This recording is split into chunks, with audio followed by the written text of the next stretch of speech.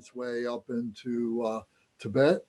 We touched a little bit on how the Buddhism moved from India up into the Stanic countries, into Turkestan and Buddhistan and Uzbekistan, and so it made its way up around over into Mongolia and to southern Russia, Siberia.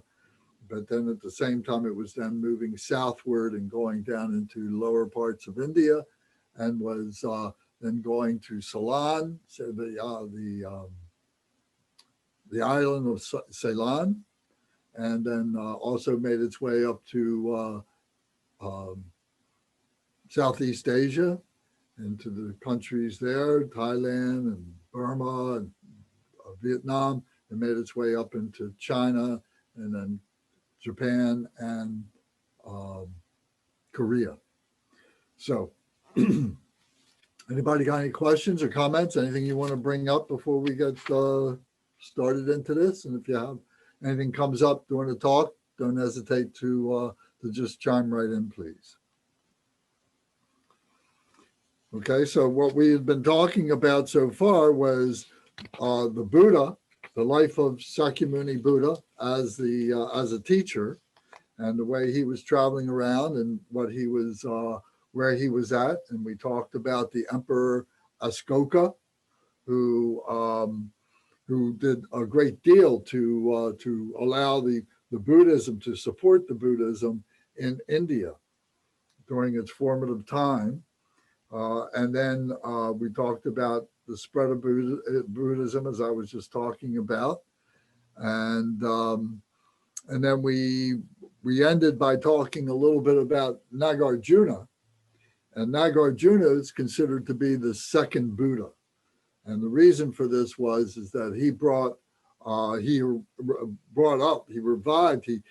taught the middle way teachings, the teachings of the Bodhisattva, which included the teachings of emptiness and two-truth awareness, dualistic concepts, the middle way, the Perfection of Wisdom Sutra.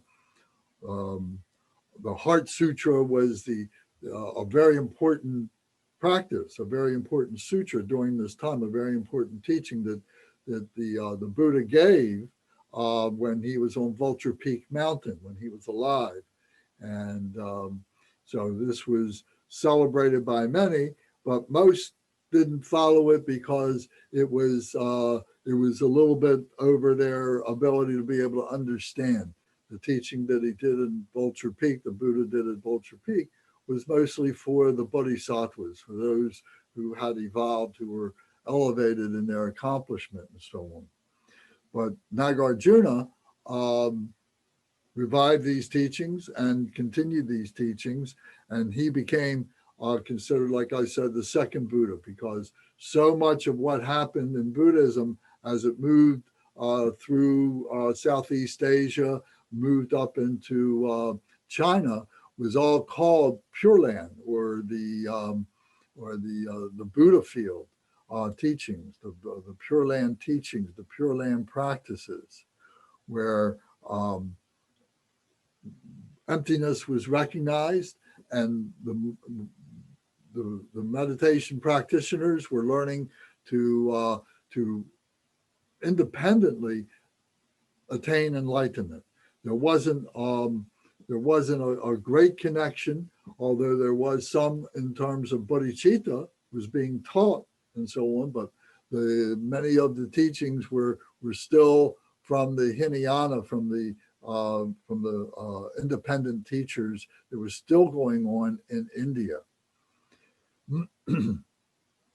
So Nagarjuna here, this was the 2nd to 3rd century in the Common Era. So this was the year 200, 300, something like that, 400, something like that in our modern calendar. So one of the main teachings that Nagarjuna was giving was to say that nirvana consists not of something that can be attained, but rather in the realization of the true nature of phenomena. in which manifoldness comes to rest. So in other words, what he was saying was that this emptiness awareness, this nirvana, doesn't work from the point of view of having to earn it, having to work for it, and so on. It works from the point of being able to quiet everything else in our lives, quiet everything down in our intellectual mind, so that what's left, what comes up, is the emptiness awareness, is the perfection of wisdom, is the middle way teachings. That's what's left. When we're able to exhaust all the noise, all the confusion through logic, through inspection, through just resting, then we find that we've had this truth within ourselves the whole time. So it's not so much that it's something that is earned, it's something that is realized when everything is quieted down, when all the noise is quieted down. So this is all based in the Mahayana teachings, the middle way teachings. So Nagarjuna, then he instituted what was called the Madhyamika teachings. That was the teaching, the Madhyamika way was what he was teaching. That was the book that he composed and the teachings that came out of that. And from that then came many disciples, a whole years of disciples, generations of disciples. So if we look at page 4 of the notes that I sent to everybody, you can see that here was Aryadeva, was Maitreya Natha, Asanga, Vasubandhu, Dharmakirti, Chandrakirti, Shantideva, and Atisha. So these were all the great Mahayamika disciples. And some were brothers, some were contemporaries, some were teachers, and then disciples.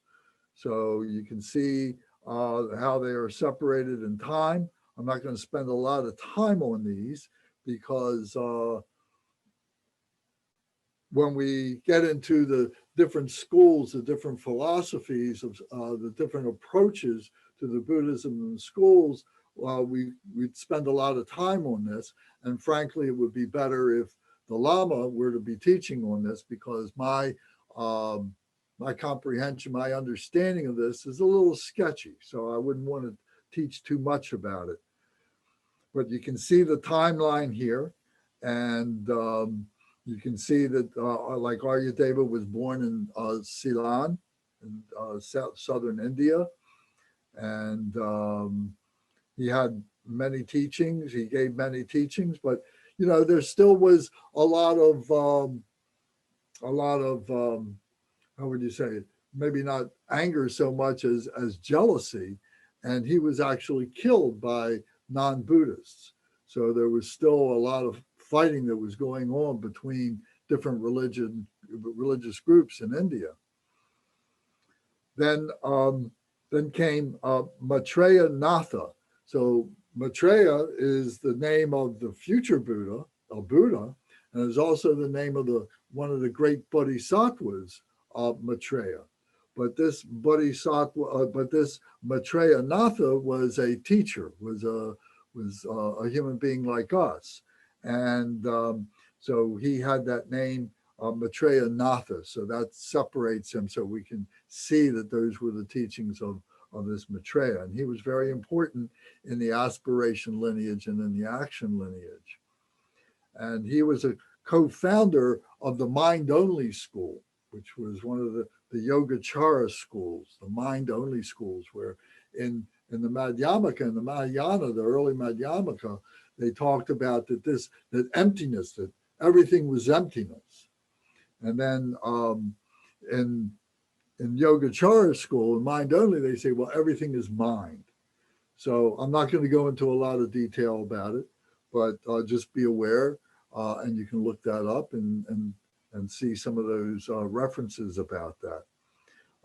This is where Zen came from, was from Maitreya Natha, from that part of the lineage, this mind-only teachings.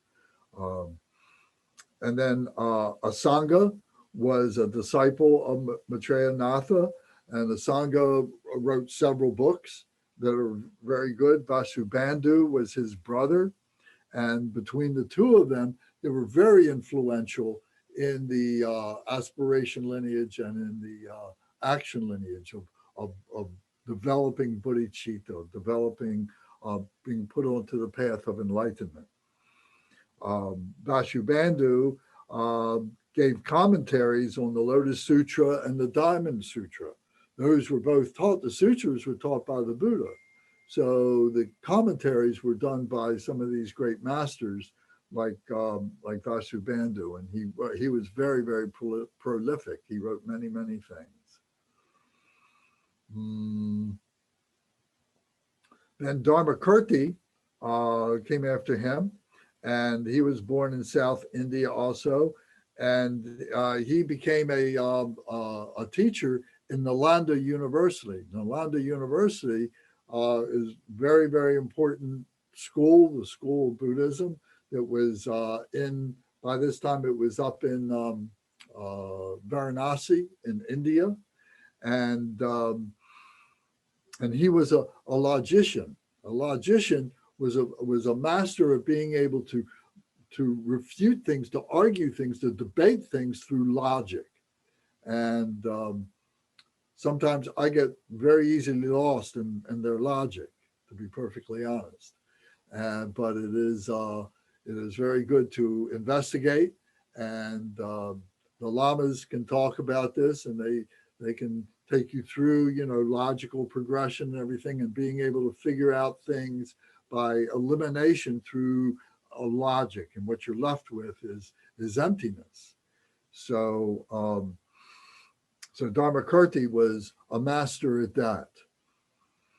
And then Chandrakirti came after him, and he had a influence in Tibet because of his teachings in the Madhyamika.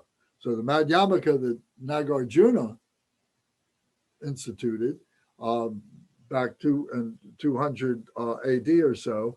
Now Chandrakirti was influenced by that, and telling people that they need to come back to the middle way, that people had been going, the way of the Pure Land teachings of these more elaborate yogacara, mind only, and so on. And there was a lot of discussion that was going on, and a lot of debate that was going on. It was part of the culture.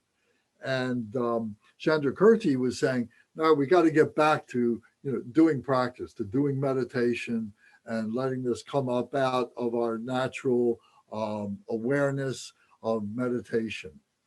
So this was an influence in Tibet, became an influence in Tibet, because it was about this time when the teachings were arriving in Tibet. So we're going to come to that in just a minute. So then after Chandrakirti was Shantideva. So Shantideva was interesting because he was at Nalanda University, and he was considered to be a ne'er-do-well. He had aristocratic connections. His family was aristocratic. So he was able to more or less get into the school. But once he got there, he wasn't doing very much. And he didn't have many friends. He was lazy and inattentive, and was about to be expelled from the university because he just wasn't participating. He wasn't going to classes, and everybody was upset. His contemporaries were upset. The teachers were upset, and so on. But then he said, well, I would like to be able to give a talk. So they said, okay, you give this talk, and based on that talk, we'll decide, what is how you're going to remain in Nalanda University. So for some period of time, he kind of went into his cell, into his room, and didn't come out. And then finally he came out and addressed the whole university with what became known as the way of the Bodhisattva. So this is exactly what Khenpo Samdrup has been teaching on these past 3 months or so. And the way of the Bodhisattva is a very exact, very precise way of looking at what the life of the Bodhisattva is like, what the Bodhisattva is engaging in, what the Bodhisattva has eliminated from his life, the choices he's made, why he's made the choices, and so on.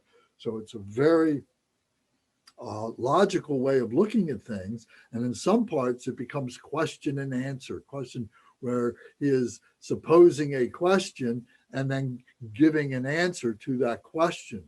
So this knocked everybody off their seats at Nalanda. It was so precise. It was so comprehensive. It was so excellent. And everybody was just amazed that Shantideva could do something like this. That, you know, they all thought he wasn't paying attention, but he was actually a great master who just needed the correct opportunity to be able to allow this wisdom that he had within him to be able to come up in the right way. So this was something that was very, very well celebrated and continues to be celebrated in many of the teachings that are given today. So then about the same time, well, no, a little bit later in the 11th century was Atisha.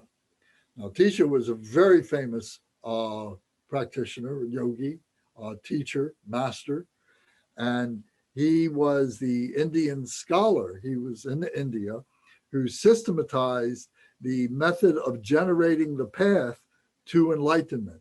In other words, bodhicitta. He, during this time was a lot of oral teachings were still happening, especially as the monks that were traveling around India and traveling around the rest of the Buddha places that people were going to. And he instituted a systemized approach. So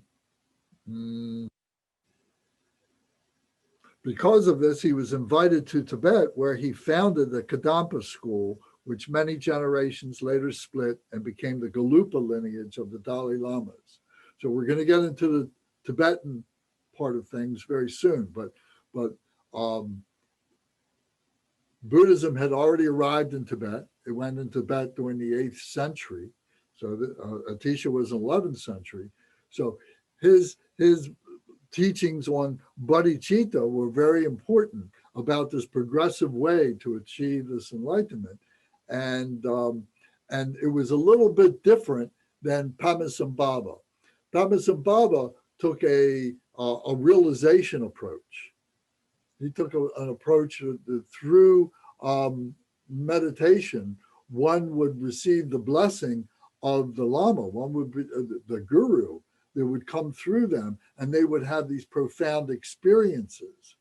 So Atisha was saying it's more like you've got to really practice, or rather you've got to study, so that when you have these blessings, you will know what they mean. So he became much more scholarly than what was being done with Padmasambhava. Padmasambhava, we're going to get into, was the father of Tibetan Buddhism, and it was more esoteric. And Atisha was much more scholarly. And as it says here, that he went on, that the Kadampa tradition, the scholarly tradition, went on to be what the Gelugpas are today. And the Gelugpas is the lineage of the Dalai Lamas. It is the prevalent, biggest, the largest school in Tibet now, and it's of the Dalai Lamas. So this is very, very big and so on. So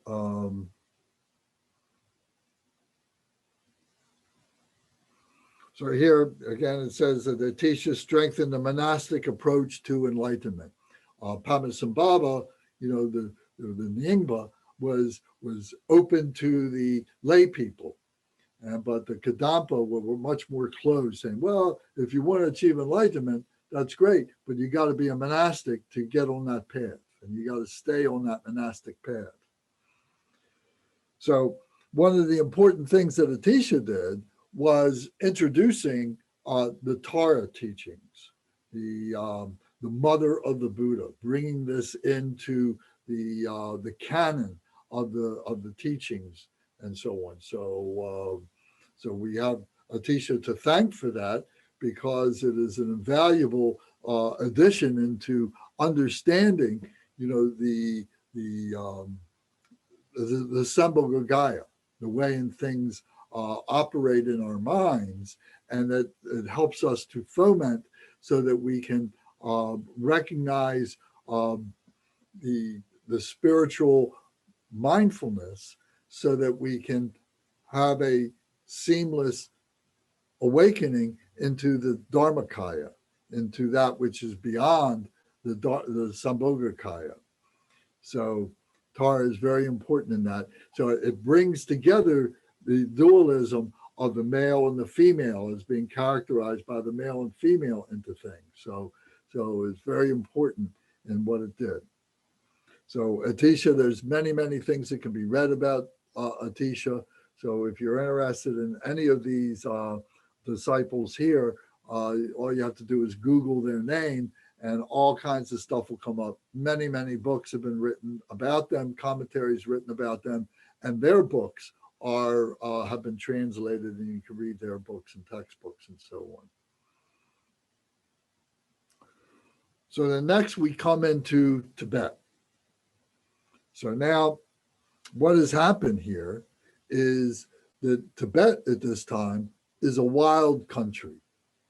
I'm talking about the 6th, 7th century, and it is a country of warlords, a country of shaman, of medicine men.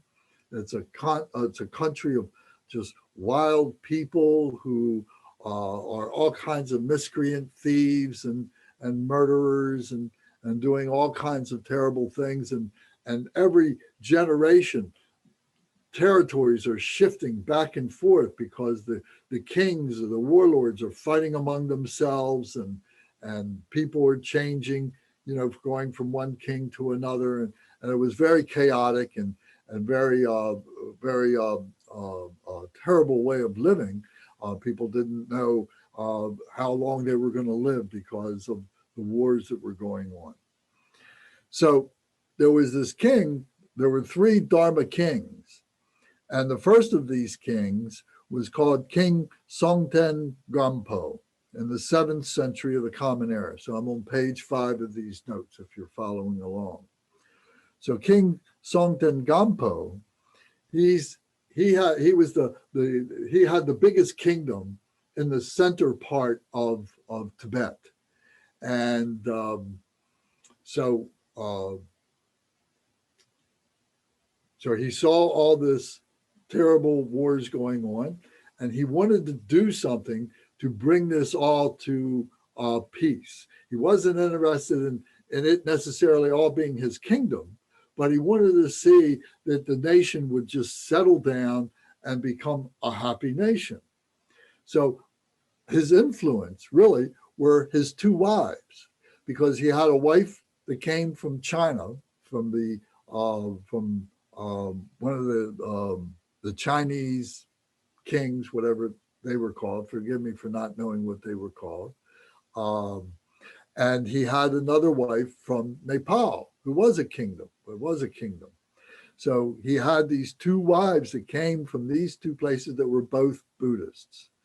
And this was a very big influence on him, because they're talking to him about Pure Land. They're talking about the middle way teachings from the Chinese wife.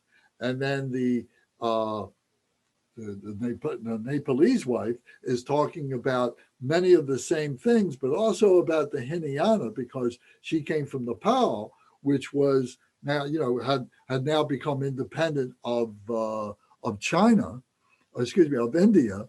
And so the old Hinayana teachings were very strong there too.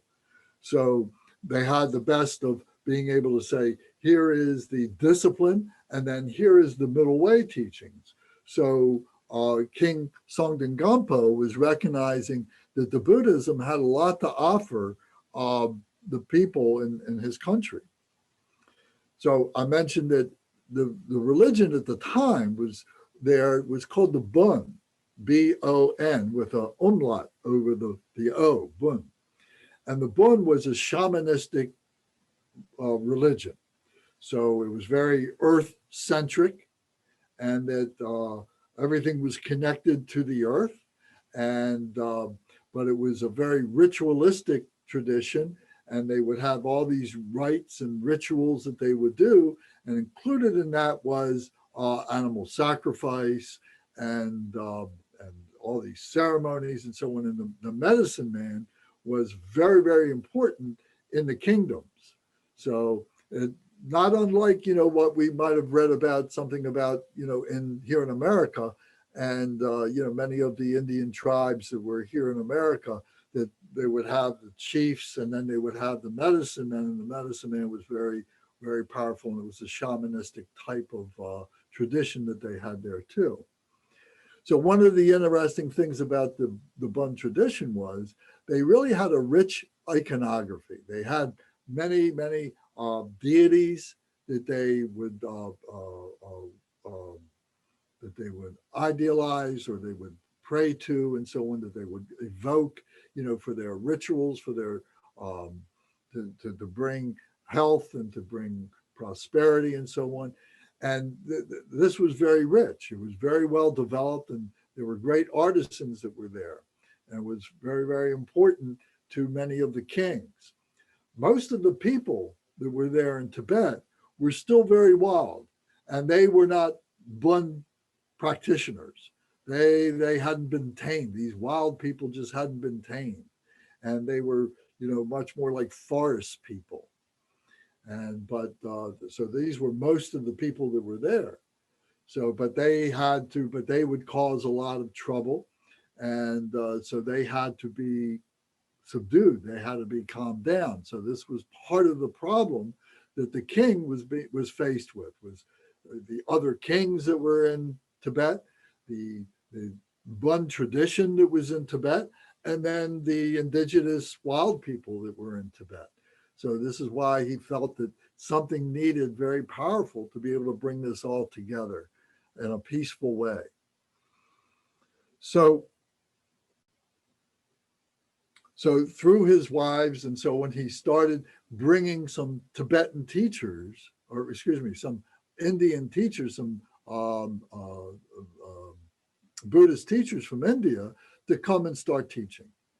But there was some acceptance, but most of it was very was not very good. People weren't buying into it. They weren't interested in it. They didn't find it to be helpful to them. They enjoyed their old ways, and so this continued for another few generations.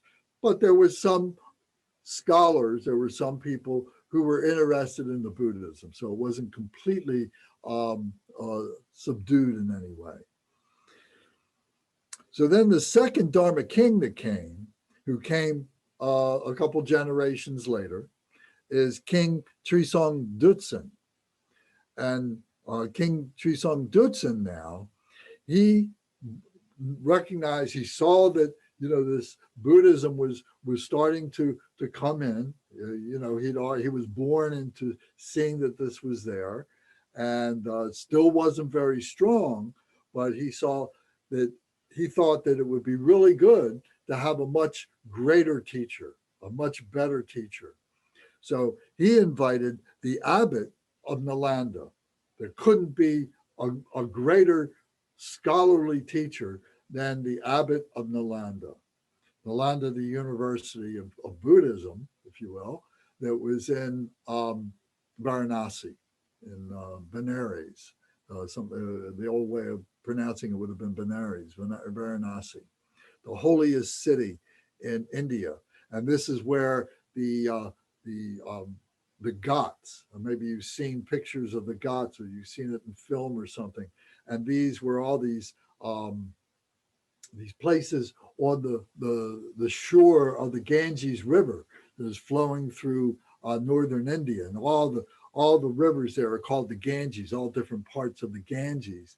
And it was the most holy thing for people to be able to die in Varanasi. and to be cremated in Varanasi. And so that was a great thing for the Hindus to be able to do. So it was considered to be the holiest city. So this was another reason why Nalanda University was there, because it was respected by the Hindu people, and the Buddhists had respect for that. So anyway, so this abbot is invited to come. His name is Shantara Rashita. Tantar Rashita is the scholar who comes to Tibet. He doesn't come by himself. He comes with an entourage, and he comes with other teachers and with other support people and so on. So he comes and he's there for some time, and more and more people are accepting the Buddhism or learning about it, but it's still not taming the wild people, and it's still not even touching the Bund tradition, the shamanistic people. So the people who are paying attention to what the abbot, Shantar Rashita, is teaching are more the aristocrats, or the aristocrat, the more the people, the educated people, and like that. So, but it's still difficult, and the king is not pleased that it's not having more of an effect. So,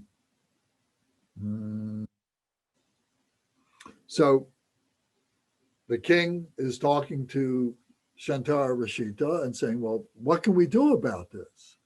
He says, your teachings are working to some degree, but not to the degree we need. He says, for what is happening here, there is such a spiritual divide. There is such a spiritual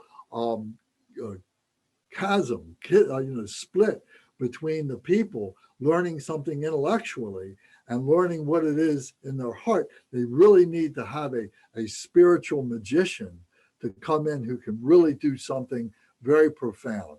And he says, and the only one that I know that can really do this with such great power is this great Mahasiddha from Udayana, from the northwestern part of India. And his name is Padmasambhava, the lotus born. And he was the greatest of all the Mahasiddhas. So Maha means great, the word Maha. Siddha means accomplishment. So when we are doing our practices, we are trying to accumulate siddhis, the accomplishments, and we become a siddha based on these accomplishments that we make. So these great yogis who become great accomplished at what they're doing, they're like a class that are called the Mahasiddhas. So Padmasambhava is the greatest of all of them. So they send a party of people, emissaries, to go and invite Padmasambhava to come to Tibet. And they take money, they take, they promise him things and so on. He's very reluctant. He says, I don't know what I can do. He's more of a humble person. He says, I don't know what I can do to help this situation. It sounds like it's unbearable. Nobody can do any good here. And you're giving me these things, and I don't need these things. I don't know how I can help you. So they report back to the king, and the king sends more stuff and more people to talk to him. And finally, he says, okay, he says, I'll come. I don't know what I can do, but I'll see what I can do, because Shantara Rashita asked me to come, and he's such a great teacher. I know who he is, and I respect that. So finally, he goes, and he doesn't know exactly what to do, like I said, and he's approaching Tibet from coming around the southern or the northern part of India, which is the southern part of Nepal, coming into Nepal to go through a pass that is that they could walk or have their horses or whatever to get through the Himalaya mountains to get up into Tibet. So when he gets to this mountain region called Lapshi, he decides that he's going to go into a cave there. He finds a cave there, and he says, I'm just going to stay here. and I'm just going to meditate on this situation and see what, what wisdom can come. So he spends time there, and word goes out that this great Mahasiddha is in this cave down in Lapshi, and that he's doing these rituals, he's doing these special practices and so on, and that people should come and see him. So those that are able to come and see him are the aristocrats, or the noble people who have received teachings from Shantara Rashita, and some of the Bun tradition shaman are coming to meet him and so on. And they are meeting him, and he's like transforming them. I mean, as soon as they get there, he's got this, magical power over them, which is really just his radiance, which is just his luminance, which is his being a siddha, a mahasiddha, that his accomplishments are just bringing them in, just subduing them. Whatever negativities, whatever confusions they have are just being pacified through his blessings of just meeting him and so on. So more and more people are coming, and it's making a difference in their minds and so on. So after a period of time, then he goes into Tibet itself, but he doesn't go anywhere but another cave, and he goes from one cave to another. And more of these people are coming to see him, and he begins to giving these teachings, and he has, his own entourage, and he has his own consorts, his partners in this, and where the consorts are females, and in the higher practices like this, it's common that they're not, celibate, that they have, relationships with the female, and it's through the male female energies coming together that there is this, it's a natural state to be in. So it's not looked upon as being anything difficult, but it is for the higher practitioners, for the higher yogis that would do this. So he had one consort in particular. Her name was Yesi Sogul. So you see, his main consort was Yesi Sogul, and she was able to read and write, and he would give these instructions, and he would be giving these teachings, and she'd be writing these down. And I suppose that maybe there was some of the other people in his entourage who were helping her to write and compile these things and so on.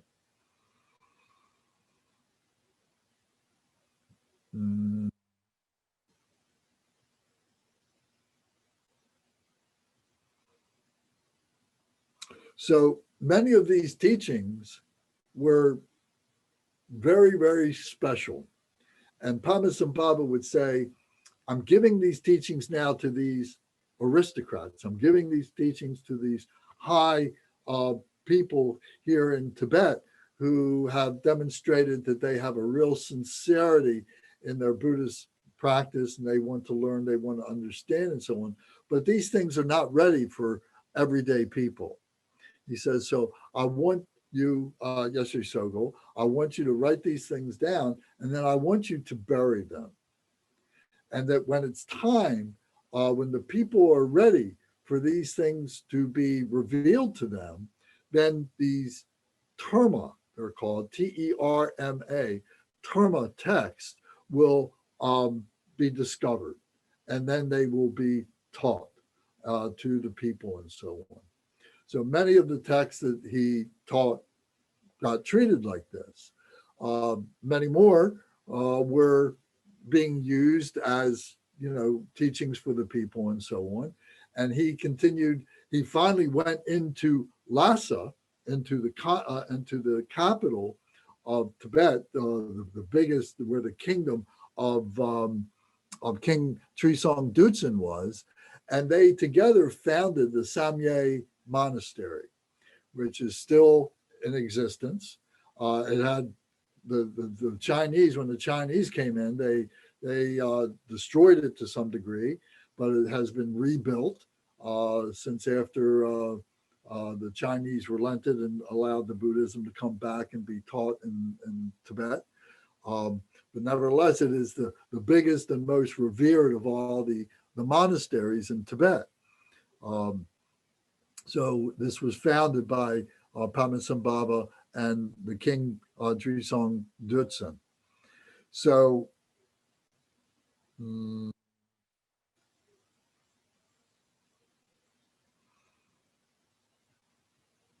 so this continued to grow, and this made a profound difference in Tibet, and things started coming together. The warring people stopped. The kings were now all becoming united in the way that they had their regions.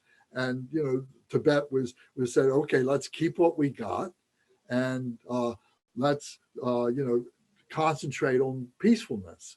And they were agreeing with that. They were doing practice. And slowly the shaman of the Bön tradition started coming into this. The wild people, they started coming into this too, because now there was a group of practitioners now who were going out into the countrysides to go teach to these people in the villages and so on, and they were beginning to understand and to appreciate the Buddhism.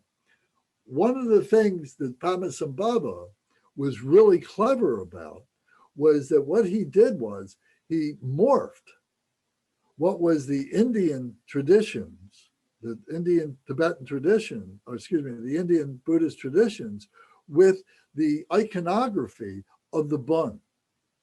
Because the Bön, they had really good ideas. They had great art and so on.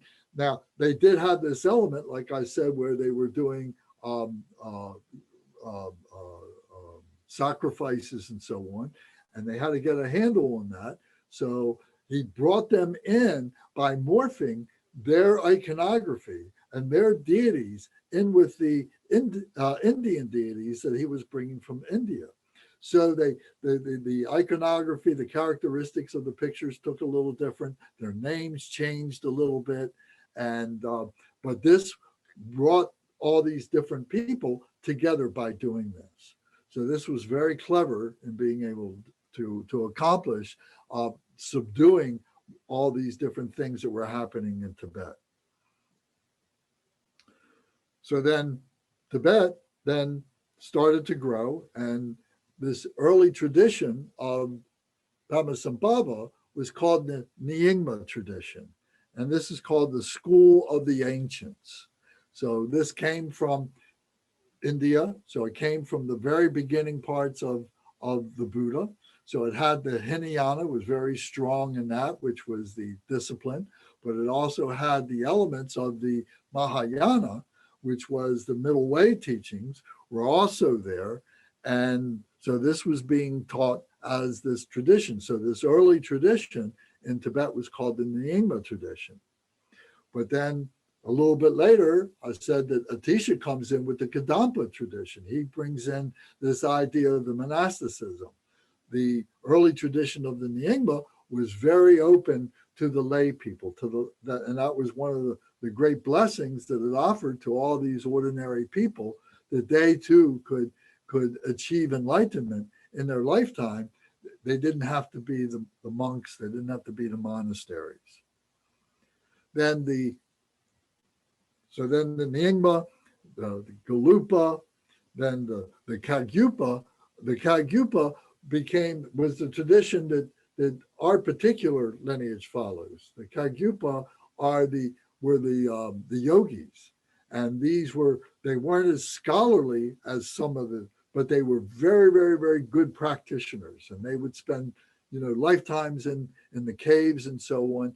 And they were great, great yogi practitioners, and many of them would attain enlightenment in a lifetime and so on. And we're going to get to some of their stories, if not tonight, the next time that we talk.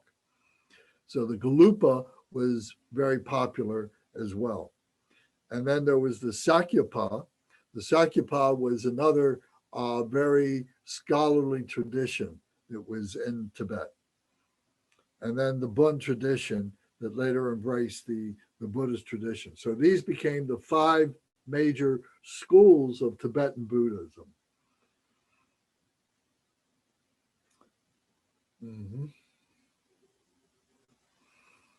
So anybody got any questions or comments? I've been talking here, I know, and maybe not so good. I'm doing my best. But if you have any questions, I would love to hear what you have to say. If you want to take a break, we can take a break before we get into anything more right now. So please turn on your microphones. What do you think about this so far?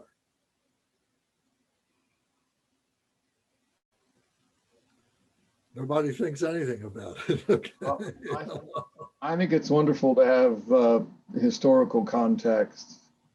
You know, for me, I like to see where all these pieces and parts of our current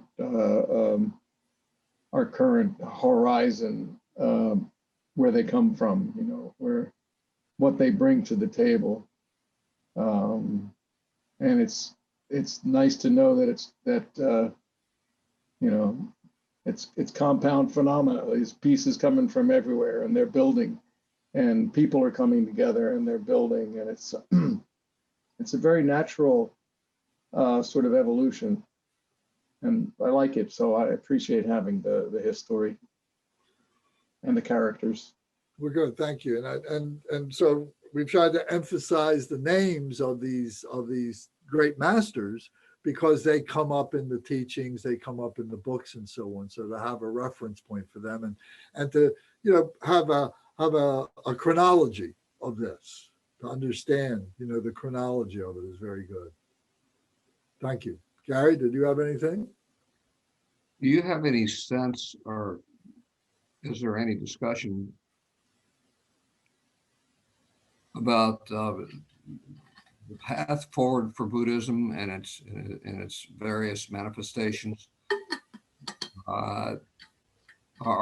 Is there anything developing to take any of the movements, whether it's the Zen Buddhist? Is there any kind of ferment going on in the broader Buddhist community that would be of interest to us to know? Well, yeah, and we can take a few minutes and talk about it right now if you like, is fine. Because of the, you know, what has happened in Tibet and all these, you know, the future of Buddhism is, you know, generally accepted that the future is in the West. You know, it's not going to happen anytime soon that Tibetan Buddhism is going to rise up to anywhere near of its glory years because of the Chinese, you know, suppressing, you know, any kind of a religion. So that's the way they view it. So they do allow practice now, but they're making it as difficult as they can to practice. And they don't even allow prayer flags anymore. So it's the dynamic. They say, okay, you can do this, but then they take away, you know, these cultural things that people like to do. So we see that happening around the world right now with this authoritarian government and so on. So, but there is a movement. There's a movement. It's an old movement that is being revived. It's called the Rime movement, R-I-M-E. And this is where it's saying that the different principal schools of Buddhism, teach the same thing. All the Buddhist teachings are there, all the sutras are there, all the Shastra teachings are there, all the commentaries are there. Everything's the same. They cross over from one school to another. What's different is just some of their cultural approaches. So this Rime movement is, can we streamline things and say, okay, here is this Rime, that I am a Rime Buddhist. So it's not differentiating that they are Nyingma or Gelugpa or Nyingma or Kagyu or Shakya. So this is something that is being discussed a lot between many of the monastics and so on. So there is a movement towards that. and includes the people from, you know, the Pure Land traditions from Korea and from China and from Japan and from Southeast Asia and so on. So it is a Asian movement that is seeing that the West is really going to be where, if things are going to grow, that's where it's going to grow. So they're you know, so it's up to us being Westerners now to be able to, you know, embrace this, embrace the Buddhism in whatever form it comes to us in, and be able to support this in every way that we can, and to be able to differentiate, you know, what might be the politics of things as opposed to the spiritual end of things. And the politics, you know, are always going to be corrupt in one way or another. Tibet is not immune from that. Buddhism is not immune from the politics, you know, but the spirituality, and they go through a great deal of effort to be able to preserve the integrity of the teachings. And so for us to be able to support that and be able to do that. And remember that for us, they've only been here since 1979, basically. I mean, it was 1959 when they lost Tibet, when the Dalai Lama was forced out or exiled. And so it's only been, what, 50 years or something like that, 60 years. So, and this, in the world, and all, this is the first time where the Eastern philosophies and the Western philosophies have really come together. So the Eastern philosophy is based on the technology of the mind. And the Western philosophy is based on the technology of the physics. So now these two things are coming together. We've had conversations about this. So what we do now, our age and the generation after us and the generation after that, they are going to be the ones that are really going to make this happen, to bring this together. And it's up to us as now the seniors to be able to do everything we can to facilitate this, to give this energy, to give this life, and so on, to create schools, to create programs, and to invite the teachers to come and to develop Western teachers who are teaching Buddhism. And maybe, this is my opinion, that maybe, and some of the monastics I've talked to would agree with this, that we have to morph what is Western, some of the Western religious practice, into now the Tibetan Eastern, just like the Indian Buddhist tradition morphed with the traditional Bon tradition that was in Tibet. And that made a successful Tibetan tradition.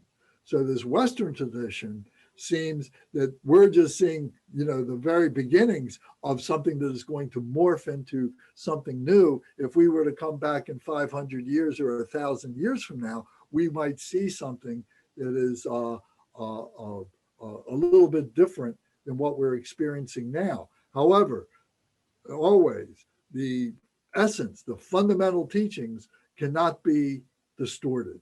They cannot be contaminated. We cannot allow them to be contaminated. And that's very important. So we need to be able to preserve that. So that's where the state of things is right now, I think.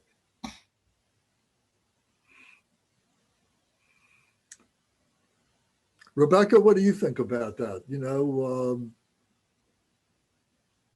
tell me. Your microphone's off, hon. Thank you. There I was muted twice. So I think a couple of weeks ago, when it was just you, me, and Gary, I mentioned that I had done the Landmark Forum, which was the successor to EST.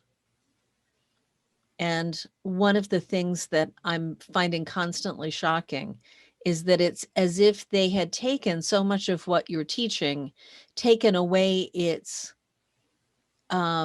context, and made it seem more like it came out of a business school. The language, yes. Yeah. Yeah, they streamlined the language, took out all the Buddhist references and so on. But so many of the concepts completely overlap with the reasons that I found that training beneficial. And so in one way, it kind of is a case of exactly what you're describing. Let's take the concepts and then put them in a context that Westerners, that Americans are much more likely to absorb. On the other hand, I think about the history of Christianity, and right, so this is where you get the horrible part where I was a religious studies major, and so I'm into this stuff. But Christians would invade other countries and say, oh, you know that thing that you do? Let me tell you what it actually means, and lay a Christian meaning on it and take over all of their cultural icons, which I find horrific personally. So somewhere in the middle, there's got to be a good kind of middle way. Yeah, so I think that's an interesting point. We were talking a little bit about this, with the dogma, that the Buddhists try not to, bring in that kind of dogma that it's either my way or the highway.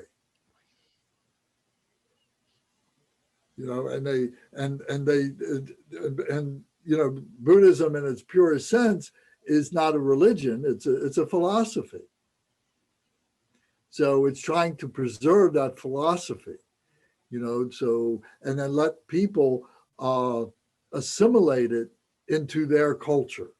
They're not trying to bring the culture, they're trying to just bring the teachings, and that the teachings should coexist in all the different cultures. It shouldn't make any difference. There should be universal tolerance. So somewhere in my notes from probably 2 weeks ago, there was a point where you said something about, like this is all like a good explanation. None of it's true. It's just like a way of conveying a concept. Well, it's all a system, yes. Right. It's all relative. It's all just a way of being able to organize our communications between ourselves and each other. Right. And that was the point where I just went, okay, that's it. Yeah, I'm good. Yeah. So how many places would you hear that? How many different religious traditions would you hear that expressed like that? God, when I was a kid and I was still ostensibly Christian, I had people show up all the time going, well, you're doing that wrong. Right? I don't, like, how do you want me to do it? Well, you have to stand on your left foot and hold your right ear while you're saying the Apostles' Creed, or like, you're being too picky, right? I mean, I had classmates who would show up at my house to take me to their church to convert me to the right type of Christianity. And they're so, you got to do it just exactly my way. And I find that has got to be obfuscating something. Right. So, these masters here, many of these prayers, many of the practices that we do were visions of these particular masters that I've already mentioned their names. Of course, the Buddha.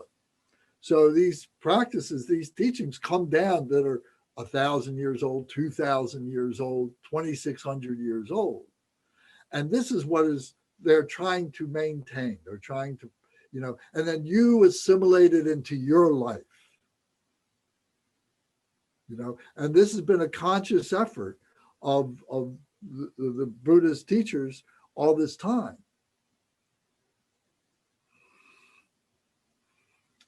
So let me ask somebody else. William and Bonnie, you guys got any comments on this?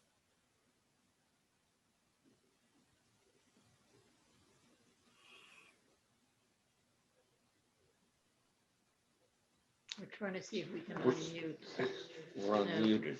It didn't work. Are you hearing things okay? All right, turn the TV off.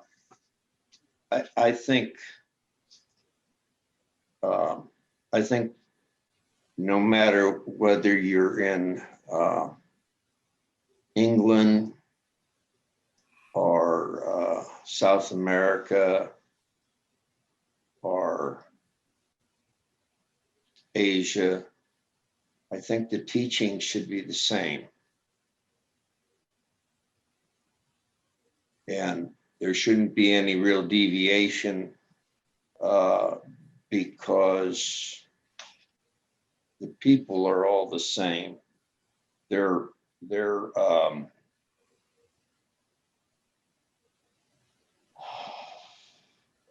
what is it? The way that they're brought up is different, but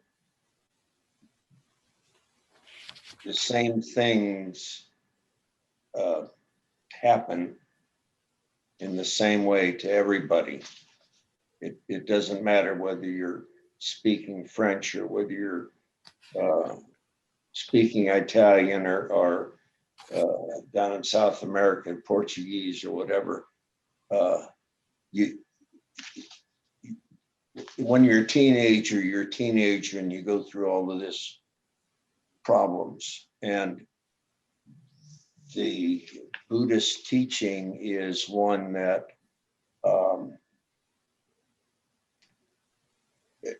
would help through all of those problems that you'd normally have. That's the reason why you're saying it's a philosophy instead of a religion. And I could be wrong, but I think if you go and you change, if you change the teachings, that what happens is that you lose out on the spirit, so to speak, of the animal there. What do you think? Yeah, well, I think you're right. I think that's good. And I think that, Quite you know, sure that, what you're saying there. I find that it's very interesting to hear all this information that you're giving us, and have a relationship of what's written here to the names that we recited, especially in the dedication prayers. I think it's very informative.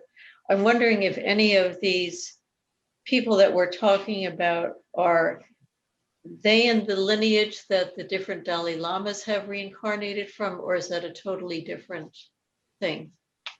well, this is all before the Dalai Lama's time. So, We can't all the Buddhist traditions minute. would be Hear you. pulling.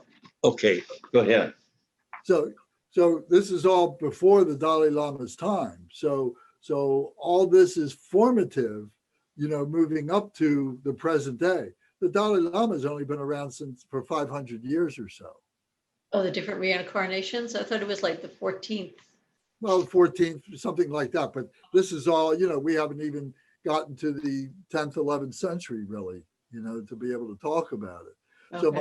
So my point is, yes, this is all included in all the teachings of all the different Buddhist groups and so on. When they're learning about Buddhism, they would be learning about these formative masters, you know, from years and years ago. That's, you know, and I'm not an expert, I'm not a scholar, you know that, but I've had some Zen friends and so on, and they've told me that they know these names. They know some of the prayers that they do are the same prayers that we recite and come from the same masters and so on. And they all come from the Buddha, from Buddha Shakyamuni. So it's all from the same source. Well, I would imagine the basic teachings are the same, whichever name you want to call it. Whatever school or lineage that you follow, yes. Yes. Yeah. Tom can talk about that a little bit. Tom, what do you think about that?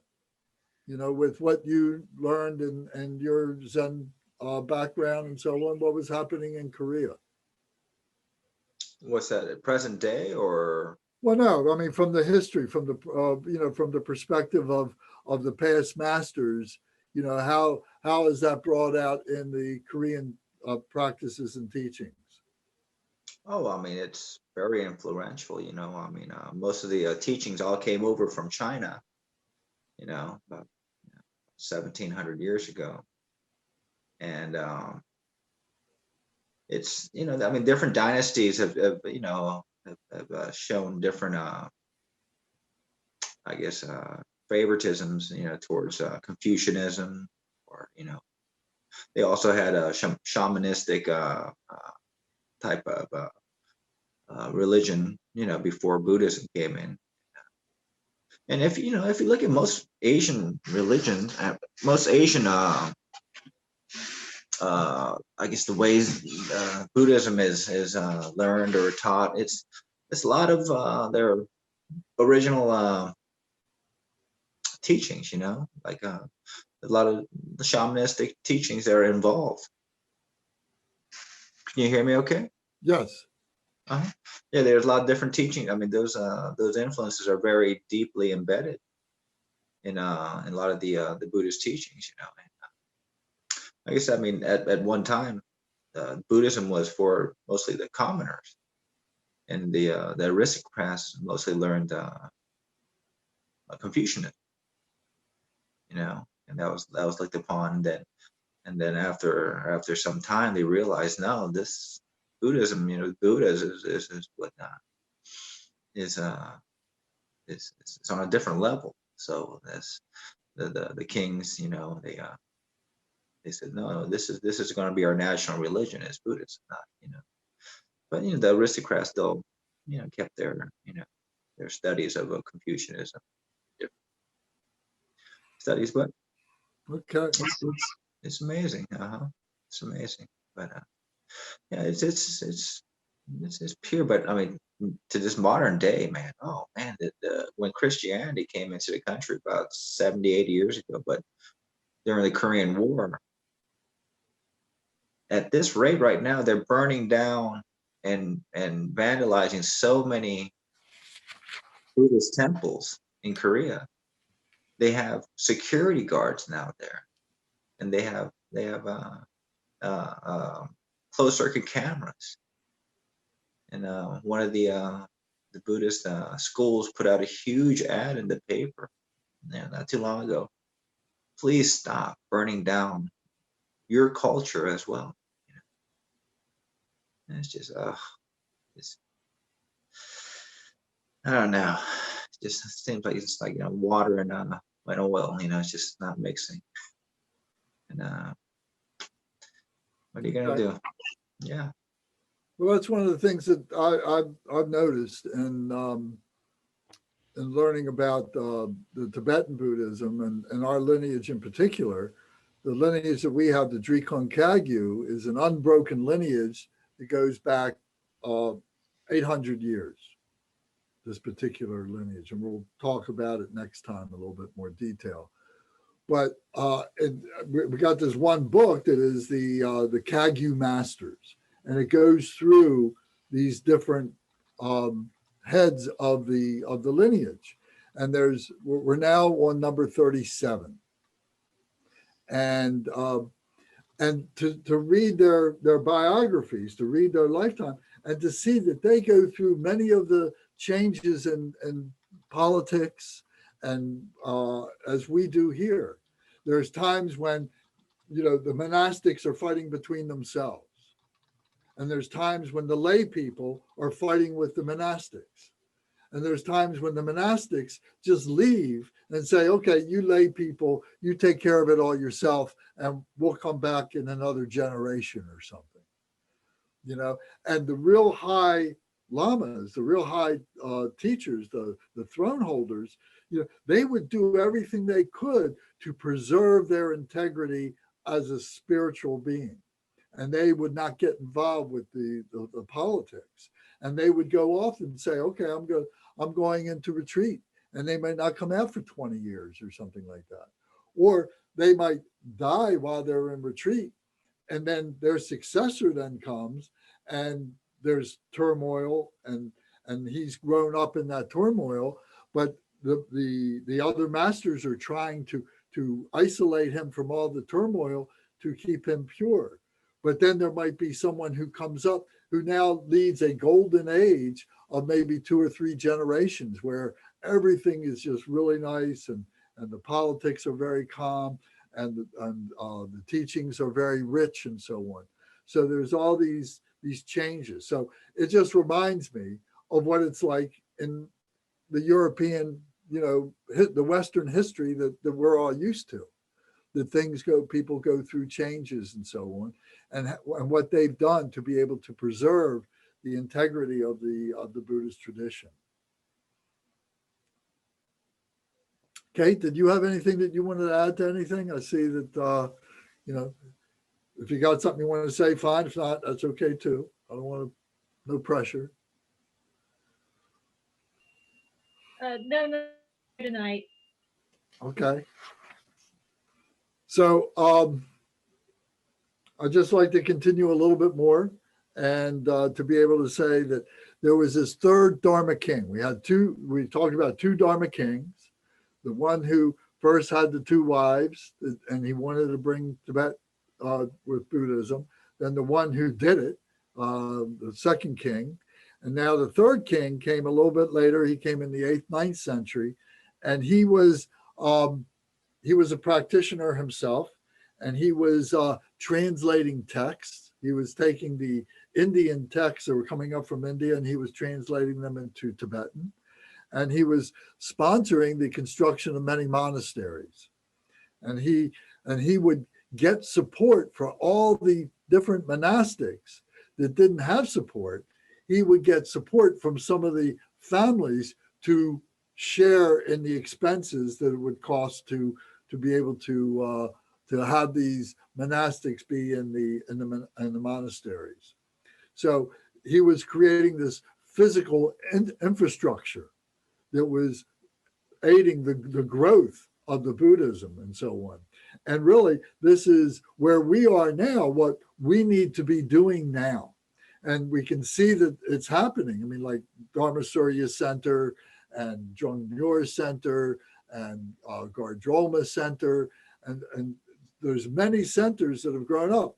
I could probably name maybe 20 different centers that I know about in the United States.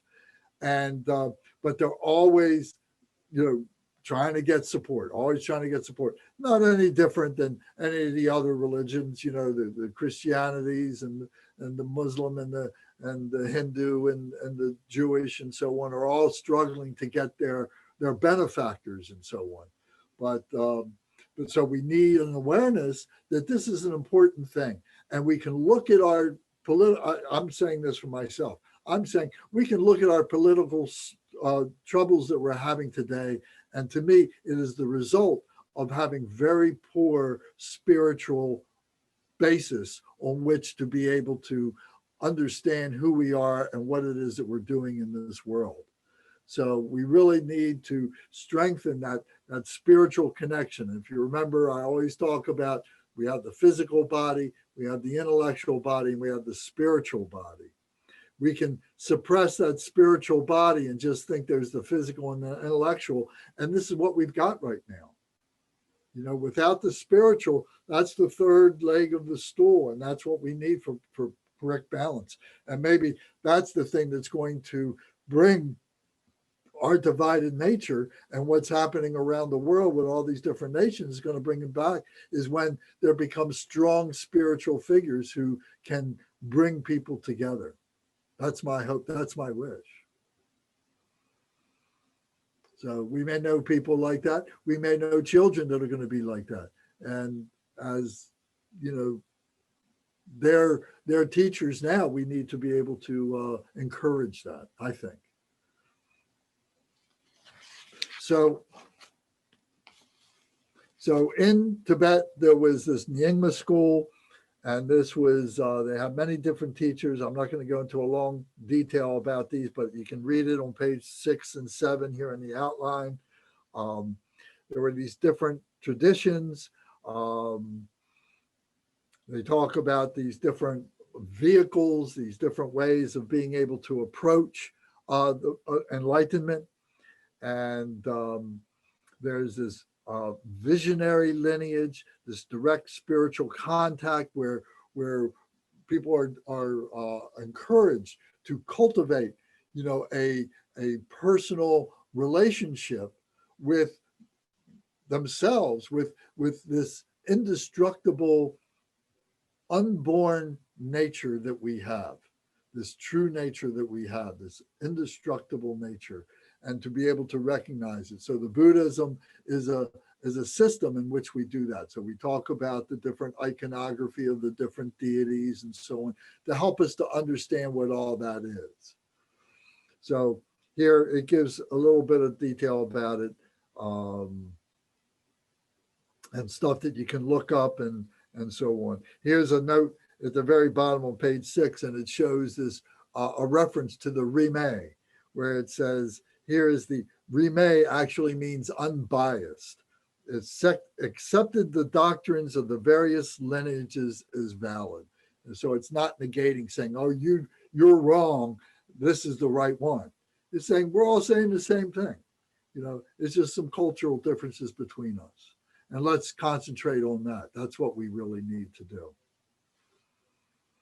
So this Kagyu tradition on page 7, that's our tradition. This is the oral transmission tradition.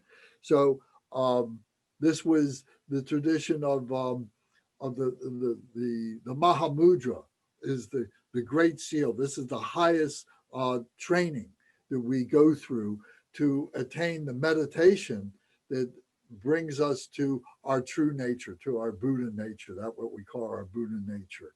So this is that. So the main teachings are the Mahamudra teachings and the 6 yogas of Naropa. So we're going to get into that. And Naropa was one of the great teachers. So we're going to talk about him next time.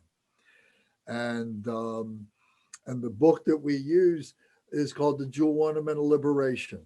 And this is a organized, systematic progression to be able to move through our purification to be able to get to that enlightenment stage. So this is from the Kagyupa, from our lineage. And all the other lineages borrowed from this. They have their tradition, or they have their books that they borrowed from this. So it all came from this core and has moved through together. So it's like been sharing with things. So it says here that this tradition, the Kagyu, plays particular value on the direct transmission of instruction from the teacher to the disciple. So, we can read, we can study independently, which is all very good. But until we really have a teacher who can look at us more objectively and can really guide us, we receive the blessing of the teacher, the guidance of the teacher to help us along the way. And it just moves us along much quicker, much purer, much easier, and so on. So this particular tradition embraces that. This tradition, our tradition, the Drikon Kagyu, is called the lineage of the yogis. So there's been many, many great yogis, and we're going to talk a little bit about that next time. The ones that would go off and spend many, many years in meditation, and then come back and teach the people and help the people to attain their enlightenment, to encourage them, and so on. Hey, Lance, Yes, sir. is there a version of this document that goes past page 5? The last one that I saw was you sent on the 30th, along with the map, and that version stops at page 5, which Okay. we're now beyond. Sorry about that. Yes, I did finish it, and that's what I'm reading from right now. So I will. Okay. I will send that to everybody so that you can see that. So it was a work in progress, and I didn't realize where I stopped in that second edition. Sorry about that. It's all right. So yes, so I will send that. I found that in an attachment that you just recently sent out. the last email that you sent out about the medicine Buddha, and Yes, it had a notation about the one tonight. It had the continuation up to okay. page 11 I attached. went to page 11. Yeah, I Okay, just great. printed it out because I didn't realize it All right. until we got past page 5 tonight. Well, Version thank two. you. But the last iteration goes to goes to page 16. I see it. It's labeled version 2. Sorry Yes. for my not being on top of that. No, no, The one you you just you sent sent- out goes up to 11. yeah. Okay. Okay. Well, we're going to stop here for now, and we're going to pick it up. So we'll have a little bit of a refresher next week, but we'll get into the great Kagyu Masters, those of our tradition, the Drikon Kagyu tradition.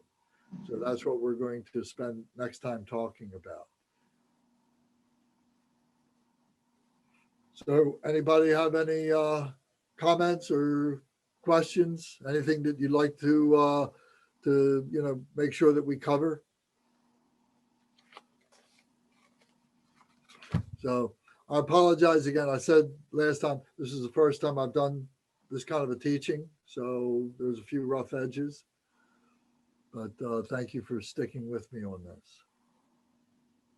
That was great, Lance. Okay. Good work. Thank you so much. You're very kind. Okay. All right. Well, then we can do our dedication prayers for tonight. And so if we can go to our prayer book, and we can go to page 18. And Gary, if you'd like to lead this. So I'll just point out that this first stanza, where it says these names, Dorje Chang, Talopa, Naropa, Marpa, Milarepa, Dharma Lord Gampopa, Pagmadrupa, and Lord Sri Kumpa. These are the masters of our tradition that we're going to be talking about next time. So it'll make more sense about who they are and see and be able to put this together. Okay, so Gary, please be the Umze. Dorje Chang, Tilopa, Naropa, Marpa, Milarepa, Dharma, Lord Kampopa, Phagmo Drupa, and Lord Drinkupa, please bestow upon us the most auspicious blessing of all the Kagyu Lamas. By this virtue may I achieve the all-knowing state, and may all who travel on the waves of birth, old age, sickness, and death cross the ocean of samsara by defeating all enemies, confusions, the cause of suffering. Bochita, the excellent and precious mind, where it is unborn, may it arise. Where it is born, may it not decline, but ever increase higher and higher. I pray that the Lama may have good health. I pray that the Lama may have long life. I pray that your Dharma activities spread far and wide. I pray that I may not be separated from you. As Manjushri, the warrior, realized the ultimate state, and as did Samattabhadra, I will follow in their path and fully dedicate all the merit for all sentient beings. By the blessings of the Buddha who attained the three kayas, by the blessing of the truth of the unchanging Dharma as such, by the blessing of the indivisible Sangha order, may the merit I share bear fruit. Dakorma prayer. By the virtues collected in the three times by myself and all beings in samsara and nirvana, and by the innate root of virtue, may I and all sentient beings quickly attain unsurpassed, perfect, complete, and precious enlightenment.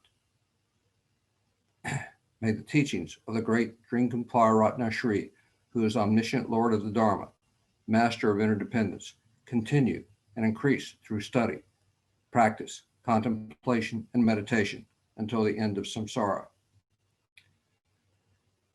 Divine assembly of Yidams and assembly of Buddhas, Bodhisattvas, Yogins, Yoginis, and Dakinis dwelling in the 10 directions, please hear my prayer. May the virtues collected in the three times by myself and all sentient beings in samsara and nirvana and the innate root of virtue not result in the 8 worldly concerns, the 4 causes of samsara, or rebirth as a Shravaka or Pratyeka Buddha.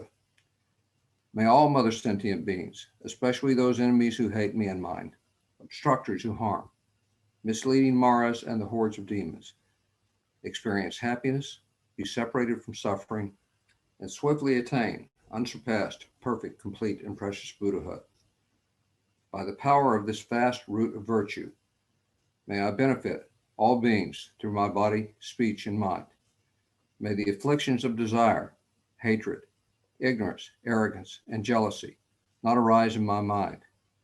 May attachment to fame, reputation, wealth, honor, and concern for this life not arise even for a moment. May my mind stream be moistened by loving kindness, compassion, and bodhicitta, and through that may I become a spiritual master with good qualities equal to the infinity of space. May I gain the supreme attainment of Mahamudra in this very life. May the torment of suffering not arise even at the moment of my death. May I not die with negative thoughts. May I not die confused by a wrong view. May I not experience an untimely death. May I die joyfully and happily in the great luminosity of the mind as such and the pervading clarity of Dharmata. May I, in any case, gain the supreme attainment of Mahamudra at the time of death or in the bardo.